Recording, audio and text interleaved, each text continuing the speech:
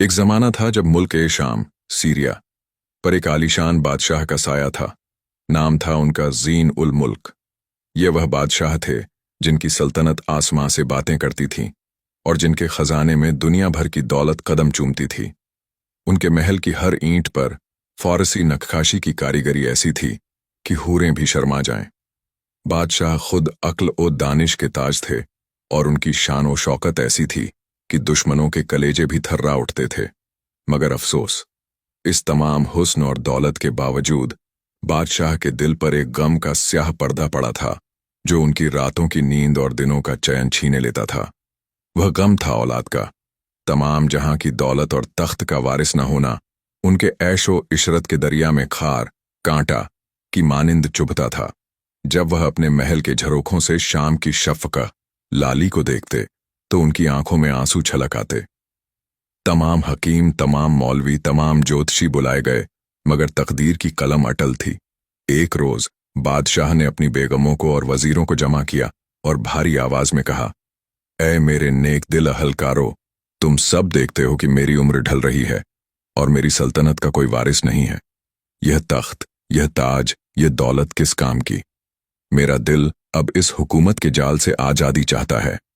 यह सुनकर वजीर आजम ने, जो अपनी अक्ल और खिदमत के लिए मशहूर थे, अदब से सिर झुकाया और बोले, जहां अपना, आप हिम्मत न हारें। अल्लाह की रहमत का दरवाजा कभी बंद नहीं होता। हमें अल्लाह के नेक बंदों और पीरों की दरगाहों पर दुआ की अर्जी लगानी चाहिए। बादशाह ने इस मशवरे को कबूल किया। उन्होंने तुरंत एक आलीशान काफिला तैयार करवाया और खुद तख्त व ताज को छोड़कर दरवेशों का लिबास पहनकर दूर दराज के इलाकों में स्थित एक मशहूर पीर व फकीर की दरगाह की जानिब कूच किया। कई दिनों की मुसाफिरत यात्रा के बाद वह उस दरगाह पर पहुंचे जहां तमाम फकीर और सूफी जमा थे। बादशाह ने अपने सर से ताज उतारकर खाक मिट्टी में रख दिया और पूरी आजिजी, विनम्रता के साथ चादर फैलाकर दुआ मांगी। पीरे बुजुर्ग, जिनकी पाक निगाहें जमाने के भेद जानती थीं, ने बादशाह की आंखों में छुपी हुई आग को पहचान लिया। उन्होंने बादशाह को अपने पास बुलाया और फरमाया, ए जीन उल मुल्क, तुम्हारी दुआ कबूल हुई। खुदा तुम्हें एक ऐसा फर्जंद, बेटा, अता फरमाएगा जिसकी मिसाल तमाम दुनिया में नहीं होगी। मगर याद रहे, उसकी पैदाइश के साथ एक अजीब इत्तिफाक, संयोग जुड़ा होगा जो तकलीफ, कष्ट और इम्तिहान का सबब बनेगा। पीर ने बादशाह को एक गुल खास, विशेष फूल दिया जो आसमान से गिरे हुए ओस की बूंदों से तर था और फरमाया, यह गुल अपनी मलिका को खिला दो। बादशाह खुशी से झूम उठे। उन्होंने फौरन अपने वतन की तरफ रुख किया। महल में आते ही उन्होंने वह नूरानी गुल अपनी महबूबा बेगम को खिलाया और फिर तकदीर ने करवट बदली। 9 माह और 9 दिन बाद शाही महल में शहनाइयां गूंज उठीं। एक चांद सा, नूरानी और बेहद खूबसूरत शहजादा पैदा हुआ। इस बच्चे के चेहरे पर ऐसी चमक थी कि जैसे वह किसी जन्नती रोशनी से बना हो। बादशाह जीन उल मुल्क की खुशी का ठिकाना न रहा। उन्होंने फौरन वजीरों, अमीरों और गरीबों को इकट्ठा किया। सारे मुल्क में जश्न का ऐलान हुआ। सोना चांदी पानी की तरह बहाया गया। इस शहजादे का नाम रखा गया ताज उल मुल्क, मुल्क का ताज। मगर अफसोस, पीरे बुजुर्ग का फरमान सच साबित हुआ। जिस घड़ी शहजादा ताज उल मुल्क पैदा हुआ, उसी पल शाही बाग में खड़ा, जो सदियों से बादशाह के कुल वंश का निशान था, गुलाब का सबसे खूबसूरत पौधा सूखकर काला पड़ गया। ज्योतिषियों ने फौरन कुंडली देखी और अपने माथे पर हाथ रख लिया। उन्होंने बादशाह को खबर दी, जहां पनाह, यह शहजादा हुस्न और बहादुरी का खजाना होगा, मगर इसकी तकदीर में एक खास फूल का साया है। जब तक यह वह फूल हासिल नहीं कर लेता, तब तक इसकी जिंदगी को हर कदम पर खतरा होगा और यह तमाम उम्र अंधा रहेगा। शहजादा ताज उल मुल्क की आंखें थीं, मगर वह दुनिया की रोशनी से महरूम था। वह देख नहीं सकता था। बादशाह की खुशी पल भर में गम के गहरे सागर में डूब गई। उन्होंने अपने दिल पर पत्थर रखा और तमाम हुक्म जारी कर दिए कि शहजादे की परवरिश में कोई कमी न रहे, उसे हर तरह की तालीम दी जाए। इस तरह शहजादा ताज उल मुल्क, मुल्क का वारिस होने के बावजूद, तकदीर के इस अजीब अंधेरे में पलने लगा। और इंतजार होने लगा उस खास फूल का, गुल ए बकावली का। वक्त हवा के तेज घोड़े पर सवार होकर गुजरता रहा। शहजादा ताजुल मुल्क अब जवानी की दहलीज पर कदम रख चुका था। हालांकि वह आंखों की रोशनी से महरूम था, मगर उसकी कदो-कामत ऐसी थी कि महल की हर शहजादी उस पर मर मिटती। उसकी आवाज में वो जादू था जो पत्थरों को भी पिघला दे, और उसकी जबान में वो शाइस्तगी, सभ्यता थी जो बड़े बड़े आलिमों को भी लाजवाब कर दे। वह तलवारबाजी में माहिर था और शायरी में उसका कोई सानी समान नहीं था। बादशाह जीन उल मुल्क ने कभी अपने बेटे को उसके अंधेपन का एहसास नहीं होने दिया। उन्होंने देश के बेहतरीन उस्तादों और हकीमों को उसकी खिदमत में लगा दिया था, मगर हर हकीम का जवाब एक ही होता था, जहां अपना इस मर्ज की दवा किसी इंसान के पास नहीं, इसकी शिफा, इलाज तो सिर्फ तकदीर के हाथ में है। एक रोज मुल्क शाम में दूर दराज के इलाकों से एक फिलसफी, दार्शनिक हकीम आया जिसका नाम बुजुर्ग ए सानी था। वह इल्म, ज्ञान और तिब्ब, चिकित्सा में बेमिसाल था। उसकी नजर में वो नूर था जो जमाने के छुपे हुए राजों को भांप लेता था। जब हकीम को शहजादे की कहानी सुनाई गई तो वह कई दिन तक ज्योतिषियों के पुराने ग्रंथ और इल्म ए नजूम, ज्योतिष की किताबें पढ़ता रहा। आखिरकार वह बादशाह के दरबार में हाजिर हुआ। बुजुर्ग ए सानी ने अदब से झुककर कहा, आलम पनाह, मैंने आपकी फरजंद की तकदीर के तारों को गौर से देखा है। मेरी तहकीक, खोज बताती है कि जिस घड़ी शहजादे की पैदाइश हुई थी उसी घड़ी एक असाधारण इत्तेफाक, संयोग हुआ था। बादशाह ने बेताबी से पूछा, जल्द कहिए हकीम साहब, वह इत्तेफाक क्या था और इसका इलाज क्या है? हकीम ने अपनी लंबी सफेद दाढ़ी पर हाथ फेरा और धीमी मगर साफ आवाज में जवाब दिया, जहां पनाह, उस घड़ी जन्नत के बागों में खिलने वाला सबसे पाको साफ और सबसे ताकतवर फूल, गुले बकावली, अपनी पूरी शबाब पर था। शहजादे की रूह का नूर उसी फूल के नूर से जुड़ा हुआ है। जब तक उस फूल की पंखुड़ियां शहजादे की आंखों को नहीं छू लेंगी, तब तक उनकी नजर नहीं लौटेगी। दरबार में सन्नाटा छा गया। सब सोचने लगे कि आखिर यह गुल ए बकावली है क्या भला? बादशाह ने परेशान होकर पूछा, गुल ए बकावली, यह किस बाघ की ज़ीनत है? मेरे खजाने लुटा दूंगा, मगर मैं इसे ढूंढ कर लाऊंगा। हकीम बुजुर्ग ए सानी ने सिर झुकाकर एक और खौफनाक राज खोला।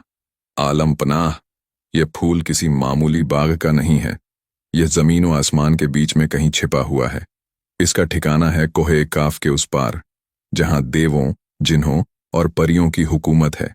इसे परी खाना के नाम से जाना जाता है, और इस परी खाने की हिफाजत एक ऐसी खतरनाक देवनी करती है जिसकी ताकत का अंदाजा लगाना मुहाल है। उस फूल तक पहुंचना मौत को गले लगाने जैसा है। बादशाह जीन उल मुल्क का चेहरा पीला पड़ गया। उन्होंने अपने बेटे के लिए अपनी जान कुर्बान करने का फैसला कर लिया। उन्होंने फरमाया, मैं खुद जाऊंगा, मैं अपने हाथों से अपने बेटे के लिए वह फूल लाऊंगा। मगर शहजादा ताज उल मुल्क, जो इस तमाम गुफ्तगू को सुन रहा था, फौरन खड़ा हो गया। हालांकि उसकी आंखों में रोशनी नहीं थी, मगर उसके चेहरे पर एक ऐसा नूर था जिसने बहादुरी की दास्तान लिख दी। उसने अपने पिता के कदमों में झुककर कहा, मेरे आका और अब्बा हुजूर, मैं आपका फर्जंद हूं और यह मेरी तकदीर का इम्तिहान है। मेरा हक है कि मैं खुद इस खतरनाक सफर पर जाऊं। अगर मौत आई तो मैं खुशी से कबूल करूंगा, मगर अगर फतेह हुई तो मेरी नजरें आपके नूरानी चेहरे को देखकर खुलेंगी। बादशाह ने बहुत समझाया, मगर शहजादे की जिद और बहादुरी के आगे उनकी एक न चली। आखिरकार जीन उल मुल्क ने भारी मन से इजाजत दे दी। शहजादे ताज उल मुल्क ने अपनी कमर पर तलवार बांधी, एक तेज तर्रार घोड़ा तैयार करवाया और अपने कुछ वफादार गुलामों के साथ उस अनजाने और खतरनाक सफर पर निकल पड़ा। सफर गुले बकावली की तलाश में, सफर अपनी आंखों की रोशनी की तलाश में, सफर कोहे काफ की जानिब। उनके जाने से पहले बुजुर्ग हकीम ने उन्हें एक नक्शा और कुछ हिफाजती तावीज दिए और आखिरी नसीहत दी, याद रखना शहजादे, यह सफर सिर्फ खतरों से भरा नहीं है, इसमें मोहब्बत का भी एक अजीम इम्तिहान होगा। ताज उल मुल्क ने सिर्फ सिर हिलाया। उसका दिल एक अनजानी धुन पर धड़क रहा था, एक ऐसी धुन जिसमें खतरा भी था और एक अनजानी परी की खुशबू भी। शहजादा ताज उल मुल्क ने अपने वफादार घोड़े पर सवार होकर, आंखों में भले ही अंधेरा था मगर दिल में उम्मीद और बहादुरी का चिराग जलाए, अपनी मंजिल की तरफ कूच किया। उनका सफर कोई मामूली सैर न था। वह रेगिस्तानों की तपती रेत से गुजरे जहां सूरज आग बरसाता था। वह ऊंचे पहाड़ों की सर्द वादियों से गुजरे जहां बर्फ खामोशी का लिबास ओढ़े थी। उनके वफादार गुलाम, जो शुरू में उनके साथ थे, धीरे धीरे सफर की सख्ती और खतरों को देखकर हिम्मत हारने लगे। कोई बीमार पड़ गया तो कोई रास्ते में ही दम तोड़ गया। आखिरकार ताज उल मुल्क बिल्कुल तन्हा, अकेला रह गए। मगर उनका इरादा एक बादशाह के बेटे जैसा मजबूत था। वह पीछे हटने वाले न थे। कई हफ्तों की अनथक मुसाफिरत के बाद वह एक घने और स्याह जंगल के किनारे पहुंचे, जिसके बारे में कहा जाता था कि इसके अंदर कदम रखने वाला इंसान कभी वापस नहीं आता। यही वह जगह थी जहां से कोहे कौफ की सरहद शुरू होती थी। जंगल में कदम रखते ही उन्हें हर तरफ अजीबोगरीब आवाजें और वहशत, डर का एहसास होने लगा। तभी शहजादे को एक सूखी हुई बावड़ी के पास एक अजीब ओ गरीब शख्स नजर आया। वह एक फकीर था जिसकी दाढ़ी जमीन तक लंबी थी और जिसके बदन पर सिर्फ चिथड़े लिबास थे। फकीर आग के पास बैठा कुछ बुदबुदा रहा था। हालांकि शहजादा अंधा था, लेकिन उसने आवाज की दिशा में अपना घोड़ा मोड़ लिया। ताजुल मुल्क ने अदब से सलाम किया। फकीर ने पल भर के लिए अपनी आंखें खोलीं। उसकी आंखों में हजारों साल का इल्म झलक रहा था। फकीर ने मुस्कुराकर कहा, ऐ जवान मुसाफिर, तेरी आंखों में रोशनी नहीं है, मगर तेरी रूह में जन्नत का नूर है। तू कौन है और मौत के इस जंगल में क्या ढूंढ रहा है? शहजादे ने पूरी सच्चाई और आजिजी, विनम्रता के साथ अपनी दास्तान सुनाई। बादशाह जीन उल मुल्क का बेटा होना, गुले बकावली की जरूरत और कोहे काफ का सफर। फकीर उसकी बहादुरी से बहुत मुतासिर हुआ। उसने कहा, ए ताज उल मुल्क, तेरा हौसला काबिल तारीफ है, मगर तू जिस राह पर जा रहा है वह सिर्फ इंसानों के लिए नहीं है। वहां जिन्न, देव और परियां रहती हैं। तुझे मदद की सख्त जरूरत होगी। यह कहकर फकीर ने अपने सामने की जमीन पर लकीरें खींचनी शुरू की और कुछ अजीब मंत्र पढ़े। अचानक जमीन हिलने लगी और धुएं का एक जबरदस्त बवंडर उठा। धुएं के हटने पर वहां एक कदावर, विशालकाय जिन्न खड़ा था। जिन्न का जिस्म तांबे जैसा चमक रहा था और उसकी आंखें अंगारों जैसी दहक रही थीं। फकीर ने जिन्न से कहा, ऐ शमशीर, मेरे हुक्म के ताबदार, आज्ञाकारी जिन्न, यह नेक शहजादा अपने बाप की जान और अपनी आंखों की रोशनी के लिए खतरनाक सफर पर है। तू इसका दोस्त बन और इसे सही सलामत परी खाने तक पहुंचा। जिन्न शमशीर ने अपना सर झुकाया और कहा, जो हुक्म मेरे आका, मैं इस शहजादे की हिफाजत करूंगा। शहजादे ताज उल मुल्क ने फकीर का दिल से शुक्रिया अदा किया। फकीर ने जाते जाते शहजादे को एक और नसीहत दी। गुले बकावली को हासिल करना आसान है, मगर परी खाने की मलिका, परी बानों के जादू से बचना मुश्किल। अपनी जबान को काबू में रखना शहजादे। जिन्न शमशीर ने शहजादे को अपने मजबूत कंधों पर बिठाया। जिन्न के लिए यह सफर हवा के एक झोंके जैसा था। वह एक पल में पहाड़ों को लांघ गया और दूसरे पल में समंदर के ऊपर से उड़ने लगा। अंधे शहजादे के लिए यह एक अजीब अनुभव था।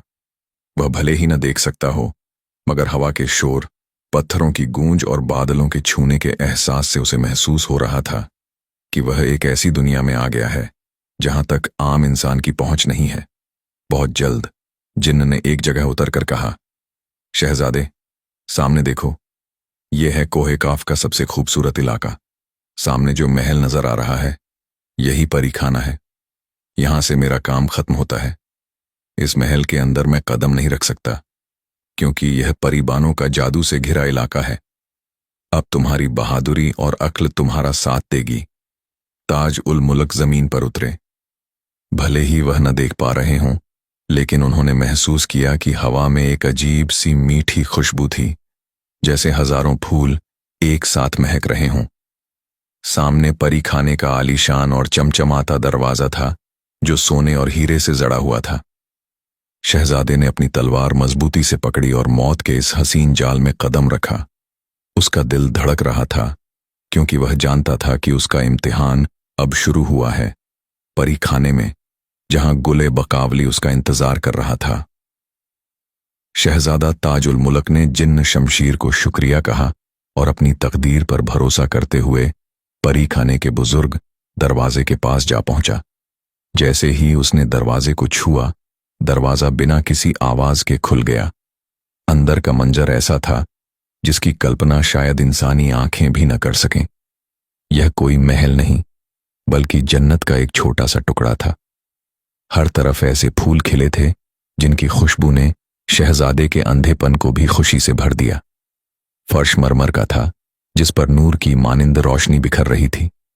कहीं कहीं पारदर्शी पानी के हौज थे, जिनमें से चांदी की तरह चमकती मछलियां तैर रही थीं। शहजादा धीरे धीरे आगे बढ़ा। हालांकि वह देख नहीं सकता था, लेकिन वह महसूस कर सकता था कि वह जादू और हुस्न की दुनिया में है। चारों तरफ परियों के हंसने की मीठी आवाजें थीं, जो हवा में गूंज रही थीं। तभी उसके कानों में एक आवाज पड़ी, एक ऐसी आवाज जो शहद से भी मीठी और वीणा सितार से भी सुरीली थी।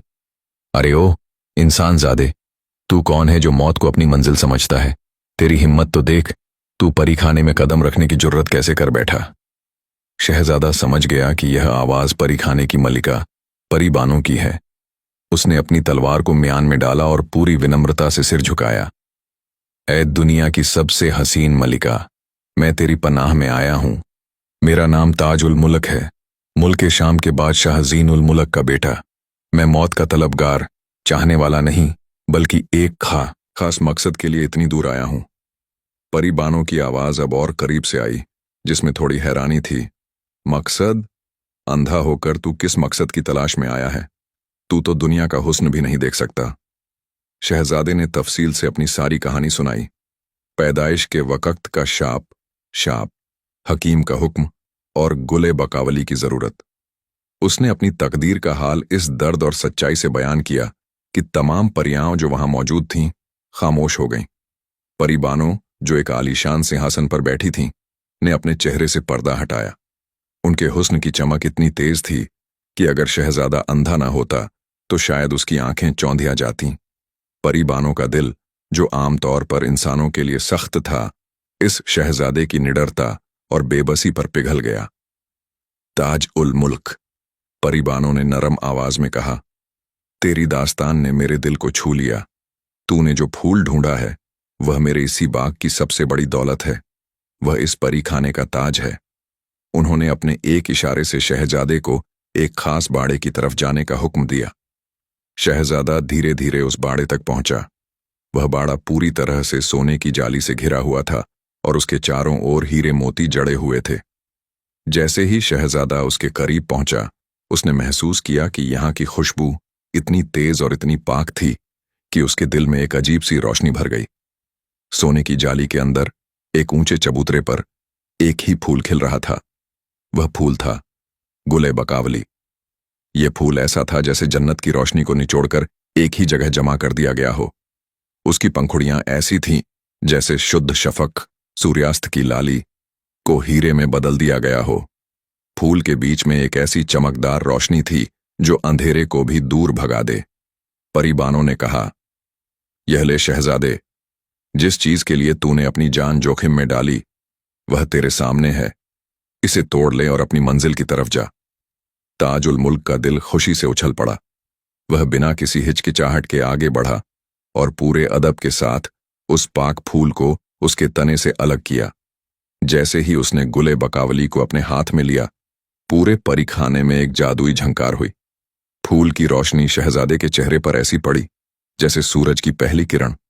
अब इंतजार था उस चमत्कारी पल का, जब फूल की पंखुड़ियां शहजादे की आंखों को छूतीं और उसे रोशनी मिल जाती। लेकिन तकदीर को शायद कुछ और ही मंजूर था। परी बानो ने अचानक एक बहुत ही गहरी और मोहब्बत भरी आवाज में कहा, शहजादे, तुम अपनी रोशनी वापस ले रहे हो, लेकिन क्या तुम मुझ परी बानो को अपना दिल देकर जाओगे? मैं तुम्हारी जुर्रत और तुम्हारी मोहब्बत से खुश हूं। मैं तुम्हें अपना शौहर, पति बनाना चाहती हूं। शहजादे ताज उल मुल्क, जिसके हाथ में अब उसकी आंखों का इलाज था, एक अजीब दुविधा में फंस गया। वह परी बानो के हुस्न और उसकी पेशकश को ठुकरा नहीं सकता था, क्योंकि वह उसकी मेहरबानी के आगे झुक गया था। शहजादा ताज उल मुल्क के हाथ में इस वक्त दुनिया की सबसे कीमती चीज थी, गुले बकावली, मगर उसका दिल एक भयानक कशमकश में फंस गया था। एक तरफ आंखों की रोशनी और अपने वालिद ए मोहतरम की जान की चिंता थी, और दूसरी तरफ परिबानों का हुस्न, उनकी मेहरबानी और मोहब्बत की दरख्वास्त। अनुरोध। परिबानों के सिंहासन की तरफ मुड़कर उसने सम्मानपूर्वक कहा, ए मलिका ए जन्नत, आपने मुझ पर जो करम किया है उसे मैं 7 जन्मों तक नहीं भूल सकता। मैं एक आज्ञाकारी बेटा हूं जिसने अपने बाप की तकलीफ को दूर करने की कसम खाई है। मेरी पहली जिम्मेदारी है कि मैं जल्द से जल्द यह फूल लेकर अपने वतन पहुंचूं। परिबानों के चेहरे पर एक पल के लिए मायूसी आई, मगर वह समझदार थीं। उन्होंने मुस्कुराकर कहा, ए ताजुल मुल्क, मैं तुम्हारी मोहब्बत को समझती हूं। एक वफादार बेटा होना एक नेक शहजादे की निशानी है।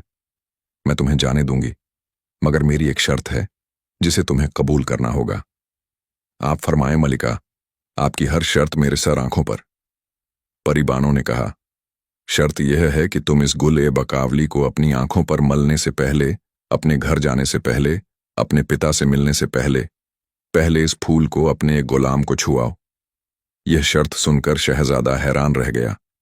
यह कितनी अजीब और मामूली शर्त थी। हकीम ने कहा था कि यह फूल आंखों को छूते ही काम करेगा, तो गुलाम को छुआने का क्या मतलब? लेकिन उसने परिबानों की बात का मान रखने के लिए हां कर दी। मैं आपकी शर्त कबूल करता हूं मलिका।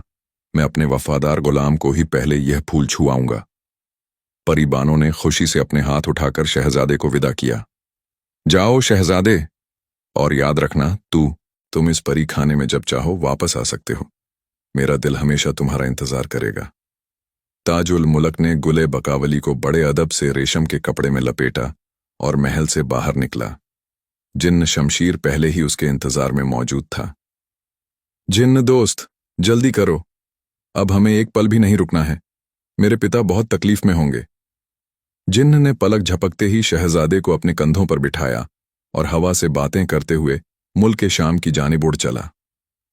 रात दिन की सफर के बाद वे उस घने जंगल में पहुंचे जहां जिन्न ने उसे पहली बार उठाया था। शहजादा नीचे उतरा और अपने मुल्क की सरहद में कदम रखा। ताज उल मुल्क के पास अब कोई गुलाम नहीं था, क्योंकि उसके सभी साथी रास्ते में ही छूट गए थे। उसे परिबानों की शर्त याद आई, फूल पहले किसी गुलाम को छुआना। उसने अपने घोड़े को रोका और जंगल के किनारे किसी गुलाम की तलाश करने लगा। तभी उसने पास के एक पेड़ के नीचे एक ऐसे शख्स को देखा जो बहुत थका हुआ और कमजोर लग रहा था। वह शख्स असल में एक गुलाम था जो अपने मालिक से भागकर छिपा हुआ था। शहजादे ने उसे आवाज दी, ओ भाई, मेरे पास आओ।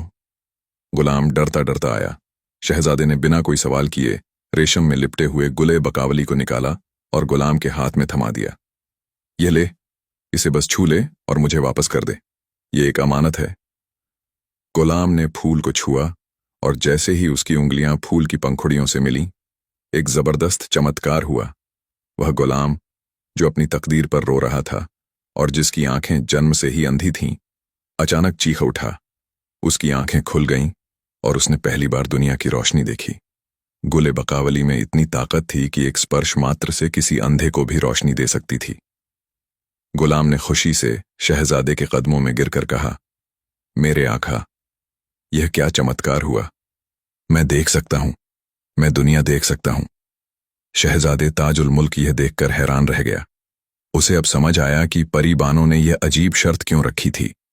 वह यह साबित करना चाहती थी कि गुल ए बकावली सिर्फ आंखों पर मलने से नहीं, बल्कि सिर्फ छूने भर से भी अंधापन दूर कर सकती थी। लेकिन शहजादे के साथ एक भयानक त्रासदी हुई। गुलाम, जो अब देख सकता था, ने लालच से शहजादे की तरफ देखा। उसने देखा कि शहजादा अंधा है और यह फूल कितना ताकतवर है।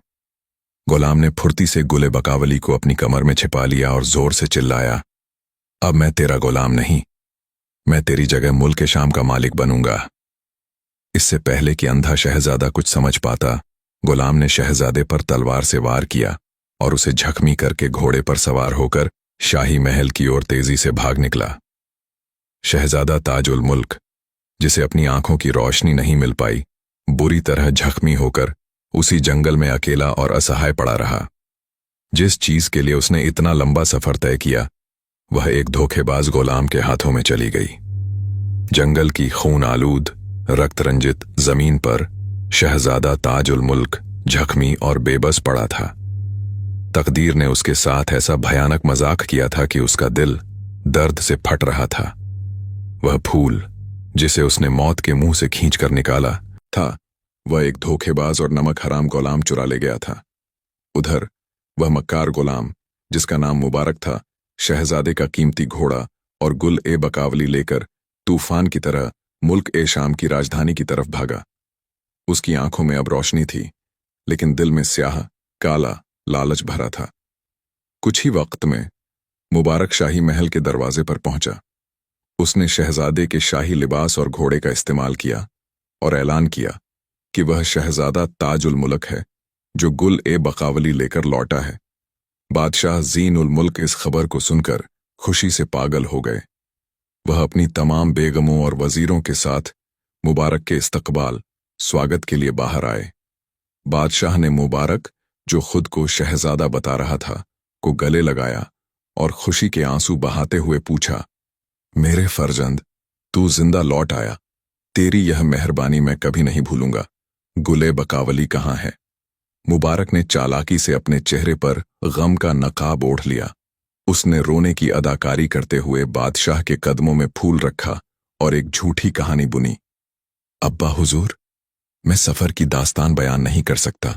मैंने बड़ी मुश्किल से यह गुले बकावली हासिल किया, मगर रास्ते में हमारी मुलाकात एक खूंखार देव से हुई। उस देव के साथ मेरी जबरदस्त जंग हुई। देव ने मेरी आंखों पर ऐसा वार किया कि मेरी रोशनी चली गई। मैं अंधा हो गया। उस जंग में मैंने अपने सारे गुलाम और वफादार सिपाही खो दिए। यह सुनकर दरबार में कोहराम मच गया। हर कोई मुबारक की बहादुरी पर हैरान था और उसके अंधे होने पर अफसोस जता रहा था। मुबारक ने आगे कहा, देव के जाने के बाद मैंने इस गुले बकावली को अपनी आंखों पर मलना चाहा, मगर उसी वक्त मुझे अपने वफादार गुलाम की याद आई जो मुझसे बिछड़ गया था। मैंने सोचा, अगर यह फूल इतना ताकतवर है कि मुझे रोशनी दे सकता है, तो शायद मेरे गुलाम की तकलीफ भी दूर कर दे। मैंने उस गुलाम को ढूंढा और परीबानों की शर्त का मान रखते हुए मैंने पहले उसे फूल छुआने दिया। और कमाल देखिए, वह तो देख सकता था, मगर मैं अंधा रह गया। यह सुनकर बादशाह और वजीरों की आंखें भर आईं। उन्हें लगा कि उनका बेटा कितना नेक दिल है कि उसने अपनी रोशनी से पहले एक गुलाम की तकलीफ दूर करने की सोची। किसी को जरा भी शक नहीं हुआ। बादशाह जीन उल मुल्क ने फौरन गुले बकावली को उठाया और मुबारक, असली शहजादा नहीं, की आंखों पर पूरी रस्म के साथ मला। चमत्कार हुआ। गुले बकावली की ताकत ने फौरन काम किया। मुबारक की आंखें, जो उसने नाटक के तौर पर बंद रखी थीं, खुल गईं।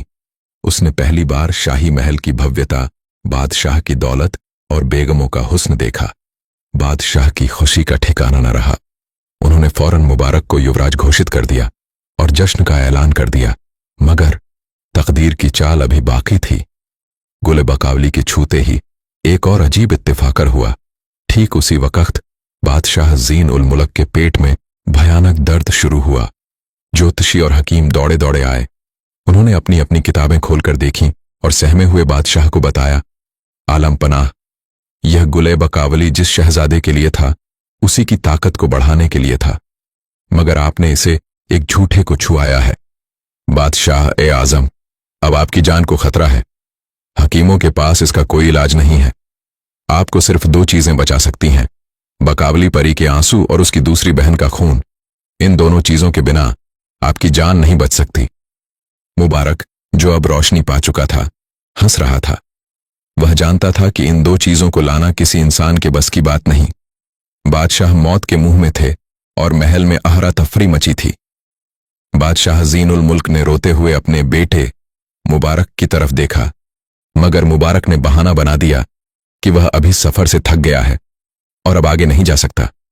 इधर जंगल में असली शहजादा ताज उल मुल्क अपने जख्मों से लहूलुहान होकर पड़ा था। वह मौत के करीब था। तभी अचानक उसी जगह परी खाने की मलिका परीबानों ने एक जादू से उसे ढूंढ लिया। परिबानों ने देखा कि उसके प्यारे शहजादे के साथ क्या धोखा हुआ है। उनका दिल गम और गुस्से से भर गया।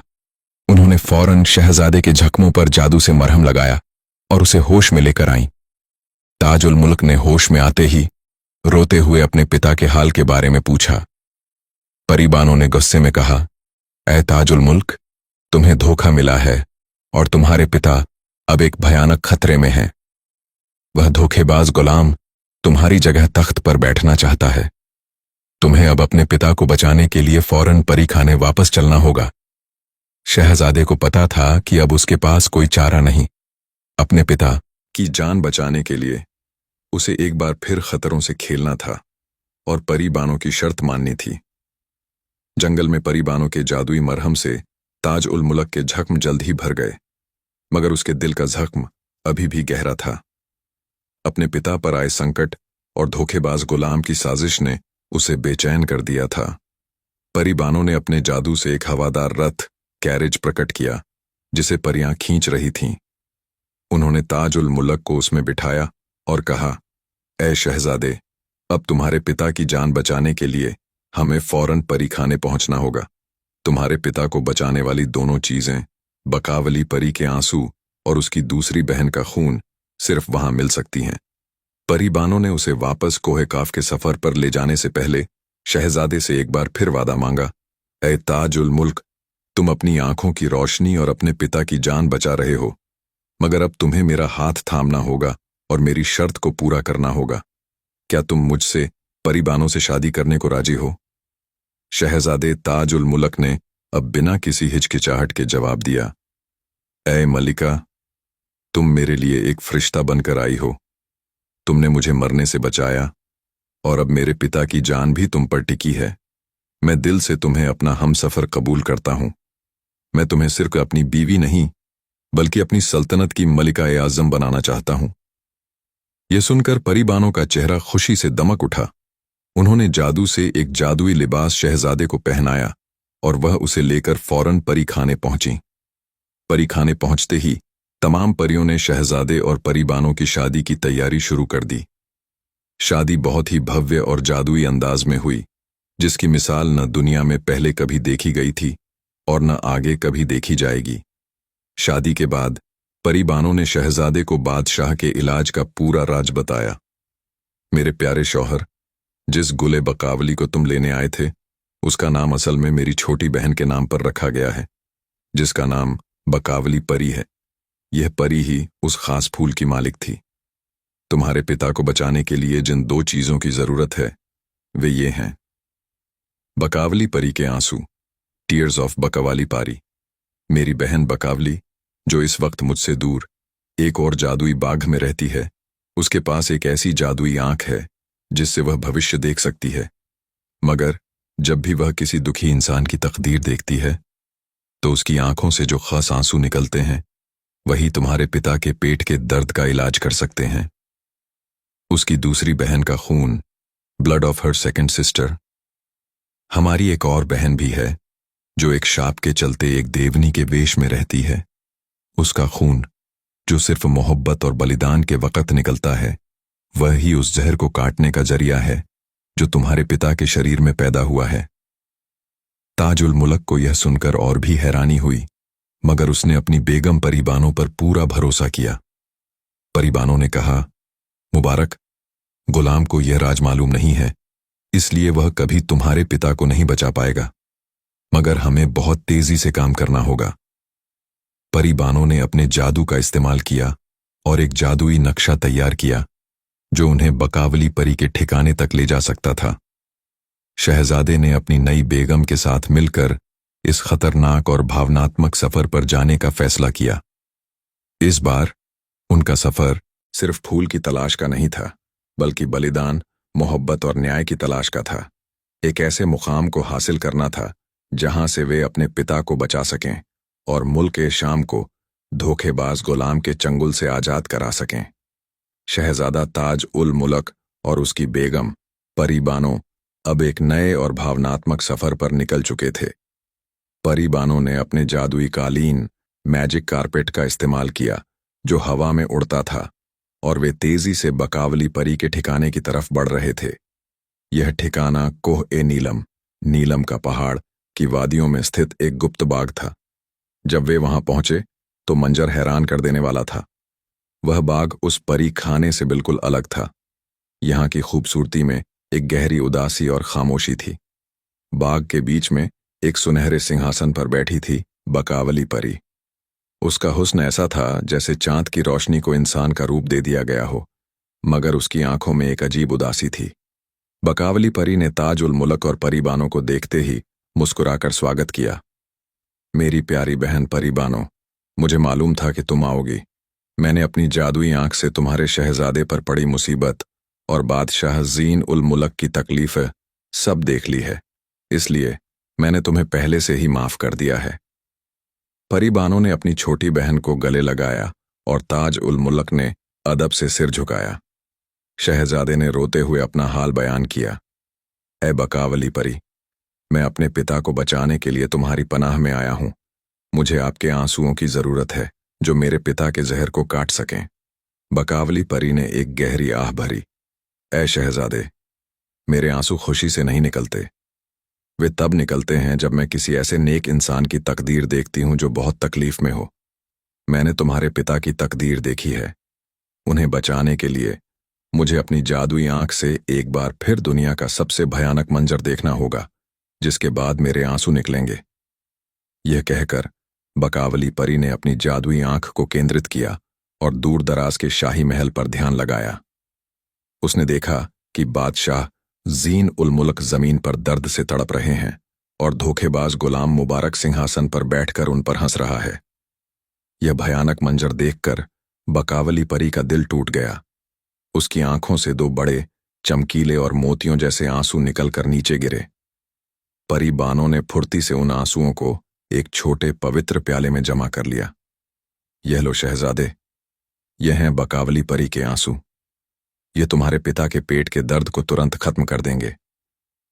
आंसू हासिल करने के बाद ताज उल मुल्क ने अब दवा के दूसरे घटक के बारे में पूछा। ऐ बकावली परी, अब हमें आपकी तीसरी बहन का खून चाहिए। वह कहाँ मिलेगी? बकावली परी का चेहरा पीला पड़ गया। उसने उदासी से परी बानो की तरफ देखा। परी बानो ने शहजादे का हाथ थामा और एक गहरा राज खोला। मेरे प्यारे शौहर, जिस तीसरी बहन के खून की जरूरत है वह हम दोनों की सबसे बड़ी बहन है, जिसका नाम रूह बकावली था। एक वक्त था जब रूह बकावली ने एक इंसान से मोहब्बत कर ली थी और हमारी परी दुनिया के खिलाफ जाकर उस इंसान से शादी कर ली। इस गुनाह की सजा के तौर पर परी दुनिया के आखाओं ने हमारी बड़ी बहन को शाप दे दिया था। वह शाप यह था कि वह हमेशा सबसे खूंखार देवनी के रूप में रहेगी। वह देवनी एक गहरे पहाड़ के दर्रे में रहती है और सिर्फ अपने शाप के खत्म होने का इंतजार करती है। उस शाप को सिर्फ एक तरीके से खत्म किया जा सकता है, अगर कोई सच्चा आशिक और बहादुर इंसान उसके पास जाए और उससे मोहब्बत का इजहार करे। जैसे ही वह देवनी अपनी मोहब्बत के लिए एक बलिदान देगी, उसके शाप का अंत होगा और वह रूह बकावली परी में बदल जाएगी। उसी वक़्त उसके दिल से निकला खून तुम्हारे पिता के लिए दवा बनेगा।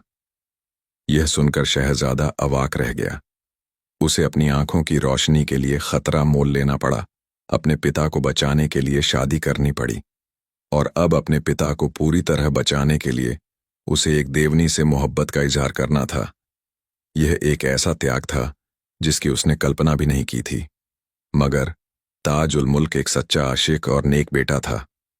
उसने अपनी बेगम परी बानो की तरफ देखा, जिसने सिर हिलाकर उसे हिम्मत दी।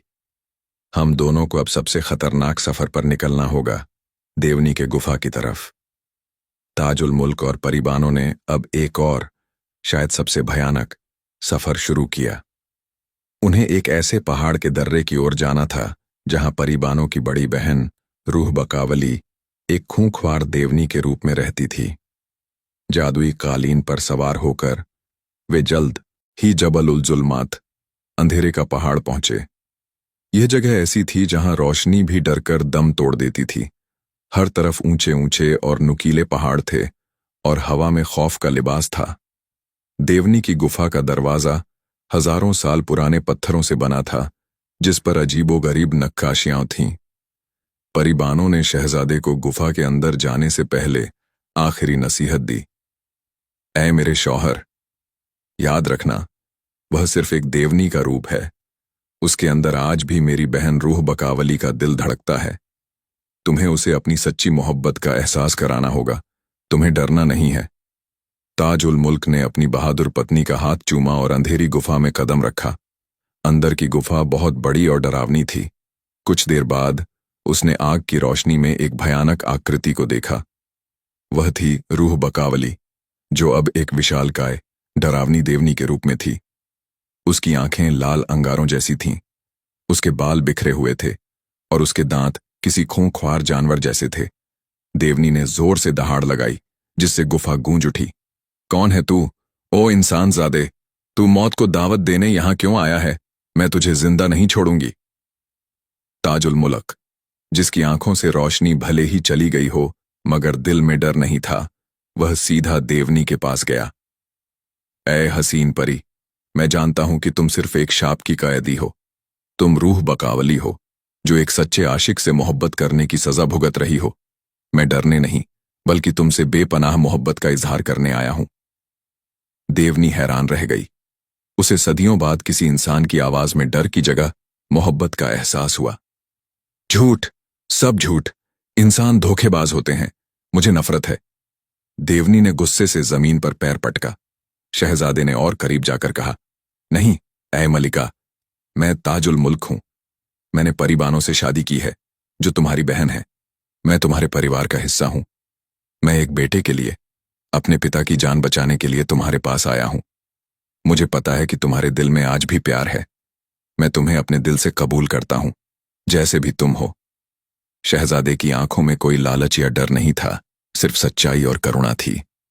ताजुल मुल्क के इन सच्चे अल्फाजों ने उस शाप पर वार किया, जो सदियों से रूह बकावली को जकड़े हुए था।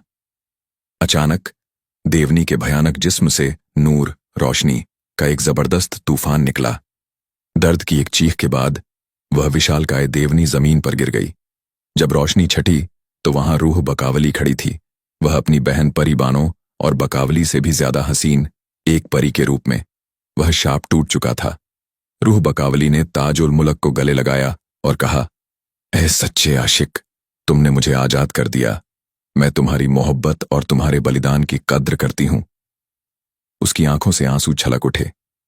परिबानों फौरन आगे आईं और एक छोटा सा खंजर निकाला और रोते हुए अपनी बहन से कहा, प्यारी रूह बकावली, अब तुम्हें अपने शाप की आखिरी रस्म निभानी होगी, ताकि हमारे पिता बच सकें। रूह बकावली बिना किसी हिचकिचाहट के मुस्कुराई। उसने कहा, मैं खुशी खुशी अपने पिता और अपने परिवार के लिए यह बलिदान देती हूं। उसने खुद अपने दिल के पास, जहां शाप ने उसे सबसे ज्यादा तकलीफ दी थी, वह खंजर मारा। खून की सिर्फ एक बूंद निकली। परिबानों ने उस खून को बकावली परी के आंसुओं वाले प्याले में मिला दिया। रूह बकावली ने अंतिम सांस लेने से पहले ताज उल मुल्क को एक आशीर्वाद दिया, जाओ मेरे प्यारे बहनोए, अब तुम अपने पिता को बचा सकते हो। तुम्हारा त्याग और तुम्हारी मोहब्बत कभी जाया नहीं जाएगी। परिबानों ने अपनी बहन के लिए जोर से विलाप किया, मगर अब वक्त नहीं था। उनके हाथ में बादशाह जीन उल मुल्क को बचाने वाली संपूर्ण जादुई दवा थी। ताज उल मुल्क ने अपनी बेगम को दिलासा दिया और कहा, अब हमें फौरन अपने वतन लौटना होगा। हमें उस धोखेबाज गुलाम को उसके अंजाम तक पहुंचाना है। ताज उल मुल्क और परिबानों ने दुख भरे दिल से रूह बकावली को अंतिम विदाई दी और बिना एक पल गंवाए अपने जादुई कालीन पर सवार होकर मुल्क ए शाम की तरफ उड़ चले।